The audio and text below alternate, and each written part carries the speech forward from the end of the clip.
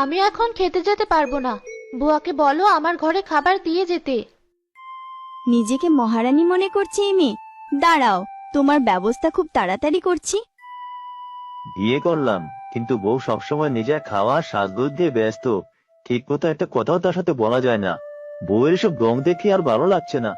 2-3 দিন আর বাড়িতে ফিরবো না, অফিসে থেকে যাব। এত বেলা হয়ে গেছে, নতুন বউ এখনো ঘরে শুয়ে আছে। বাবা মা কি কোনো শিক্ষা দেয়নি? কোনো আদব কায়দা শিখায়নি নাকি? কি বলেছ মা? এসেছি থেকে মহারানীর মতো থাকছি।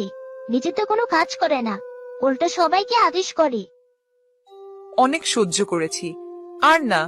কাজের লোক যে কয়জন আছে সবাইকে আসতে মানা করে দেব, তারপর দেখব কাকে এত আদেশ করে।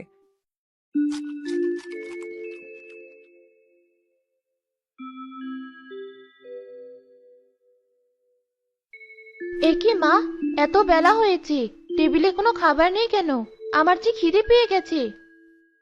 তোমার খিদে পেয়েছে তো আমরা কি করব? নিজের রান্না নিজে গিয়ে করে খাও।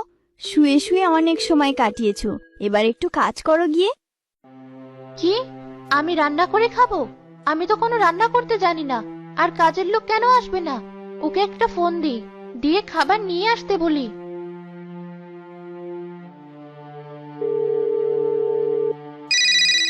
হ্যাঁ, বলো কি হয়েছে? শোনো, বাড়িতে কোনো রান্না হয়নি। তুমি আসার সময় আমার জন্য খাবার নিয়ে এসো। আমি আর বাসায় যেতে পারবো না, অফিসের কাজের অনেক চাপ। 2-3 দিনও না আসতে পারি। নিজে রান্না করে খেয়ে নাও। মা, কাজের লোকদের আপনি আসতে বলুন। আপনার ছেলেও আজ অফিস থেকে বাড়িতে আসবে না। আমি আসতে মানা করেছি, তাই আসবে না। ঘরে বউ এনেছি সাজিয়ে রাখার জন্য না। তুমি কি ভেবেছো মহারানীর মতো শুধু আদেশ দিয়ে যাবে আর সব পেয়ে যাবে? তা হবে না। এখন থেকে সংসারের সব কাজ তোমার করতে হবে। আমরা আমাদের খাবার নিজেরা করে খেয়ে নিয়েছি, তুমি তোমারটা করে খেয়ে নাও। 2 সপ্তাহ সময় দিলাম, এর মধ্যে সব কাজ শিখে নিয়ে না করতে পারলে তোমায় বাপের বাড়ি রেখে আসবো। আমাকে এত কথা শোনানো? এখনই আমার স্বামীকে ফোন দিয়ে সব বলবো। হ্যালো, তোমার মা আমাকে অনেক কথা শুনিয়েছে আর আমাকে ঘরের সব কাজ করতে বলেছে। সবে আমি জানি, মা আগে আমাকে সব বলে রেখেছে, আর আমিও তাদের সম্মতি দিয়েছি। এবার তোমার ইচ্ছে হলে করো, না হলে না খেয়ে বলো। আমাকে ফোন দিয়ে বিরক্ত করো না। আমার মায়ের সব কথা তোমাকে শুনে চলতে হবে, এটাই আমার শেষ কথা। আমার মাকে নিয়ে তোমার মুখ থেকে কোনো বাজে কথা শুনতে চাই না। এটা কি হলো আমার সাথে? এবার আমি কি করব? এদিকে খিদেতে আমার পেট জ্বলে যাচ্ছে, সহ্য করতে পারছি না আর। রান্নাঘরে যাই, দেখি কিছু একটা বানিয়ে খেতে পারি কিনা।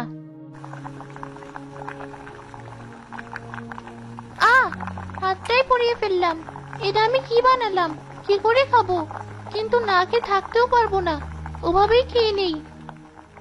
আজ কদিন হলো এখনো কোনো কাজ ঠিক মতো করতে পারো না? লজ্জা করে না তোমার? যাও, পুরো ঘর দুয়ার পরিষ্কার করো এবার। মা আমাকে কোনো কিছুই শেখায়নি। আমিও ঘুরে বেরিয়েছি, বড়লোক দেখে বিয়েও দিয়েছিল। ভেবেছিলাম হেসে খেলেই জীবন কাটিয়ে দিব, কিন্তু এখন আমাকে কত কাজ করতে হচ্ছে। তবুও ঠিক মতো দুটো খেতে পাচ্ছি না। আয়নার দিকে তাকালে নিজেই নিজেকে চিনতে পারি না। মা যদি আমাকে পাখির মায়ের মতো কাজ শেখাতো, তাহলে আজ আর এত কষ্ট করতে হতো না। অন্তত নিজের রান্নাটুকু নিজে করে খেতে পারতাম। বউ চলো, মেয়েটাকে গিয়ে নিয়ে আসি। কতদিন হলো ওকে দেখি না। ঠিক আছে, চলো তবে।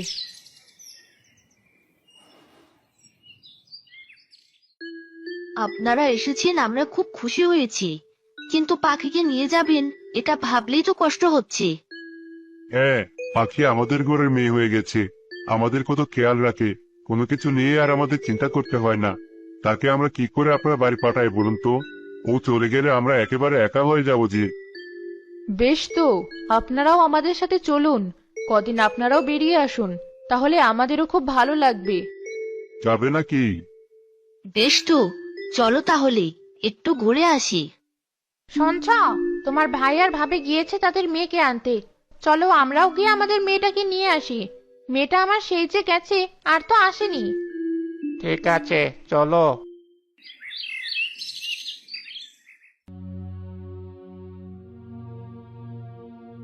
একি মা, তুই কেন ঘর মুছছিস? এই বাড়িতে তো অনেক চাকর ছিল, এত চাকর থাকতে তুই এসব কেন করছিস মা? মা, কোনো চাকর নেই, সবাইকে বাদ দিয়ে দিয়েছি। তোমার মেয়েকেই সব কাজ করতে হয়। ও, আপনারা এসেছেন, ভালোই করেছেন, না হলে আপনার মেয়েকেই পাঠিয়ে দিতাম।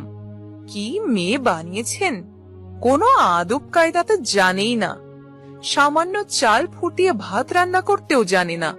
নিয়ে যান আপনাদের মেয়েকে, সব কাজ শিখিয়ে তবেই বাড়িতে পাঠাবেন। চল মা, তুই আমাদের সাথে চল।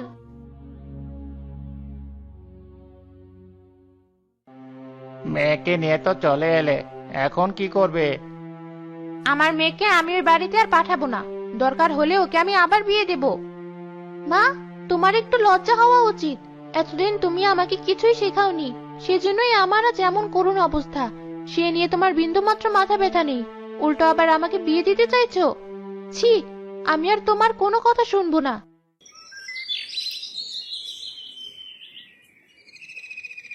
কাকি, আজ থেকে তুমি আমাকে সব কাজ শেখাবে, যেভাবে তুমি পাখিকে শিখিয়েছো। তুই কোনো চিন্তা করিস না, সব শেখাবো আমি তোকে, তুই তো আমারও মেয়ে। আমিও তোকে সাহায্য করব শিখতে, তুই কোনো চিন্তা করিস না, দেখবি সব ঠিক হয়ে যাবে। চল রান্নাঘরে যাই, আর টুকিটাকি জিনিসগুলো আমি তোকে শিখিয়ে দিই।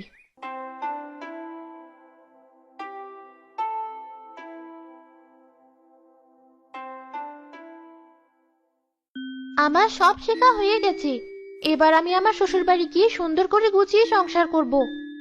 আমাকে ক্ষমা করে দিস মা, আমার অহংকারের জন্য তোকে অনেক কষ্ট করতে হয়েছে, আমার ভুলের জন্য তোকে এত কিছু সহ্য করতে হয়েছে।